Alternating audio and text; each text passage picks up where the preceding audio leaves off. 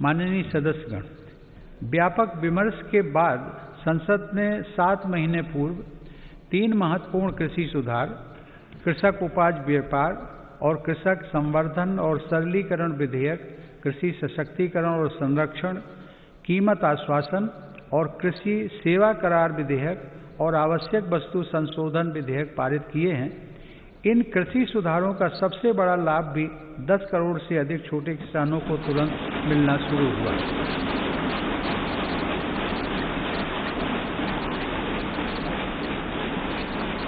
छोटे किसानों को होने वाले इन लाभों को समझते हुए ही अनेक राजनीतिक दलों ने समय समय पर इन सुधारों को अपना भरपूर समर्थन दिया था। देश में अलग अलग फोरम पर देश के हर क्षेत्र में 2 दशकों से जिन सुधारों की चर्चा चल रही थी और जो मांग हो रही थी, वह सदन में चर्चा के दौरान भी परिलक्षित हुई। वर्तमान में इन कानूनों का अमलीकरण देश की सर्वोच्च अदालत ने स्थगित किया हुआ है।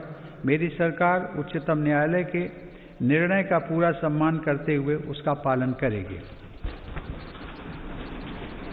लोकतंत्र और संविधान की मर्यादा को सर्वोपरि रखने वाली मेरी सरकार इन कानूनों के संदर्भ में पैदा किए गए भ्रम को दूर करने का निरंतर प्रयास कर रही है।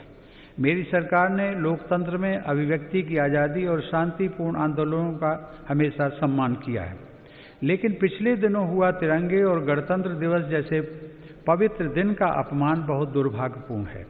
जो संविधान हमें अभिव्यक्ति की आज़ादी का अधिकार देता है, वही संविधान हमें सिखाता है कि कानून और नियम का भी उतनी ही गंभीरता से पालन करना चाहिए।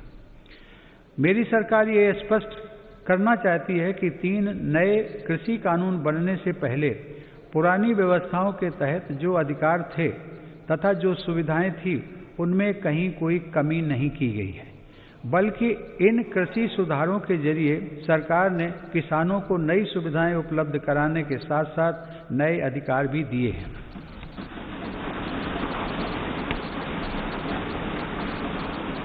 माननीय सदस्यगण, कृषि को और लाभकारी बनाने के लिए मेरी सरकार आधुनिक कृषि इंफ्रास्ट्रक्चर पर भी विशेष ध्यान दे रही है।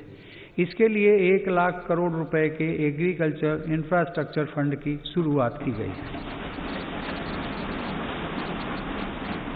देश भर में शुरू की गई किसान रेल भारत के किसानों को नया बाजार उपलब्ध कराने में नया अध्याय लिख रही है।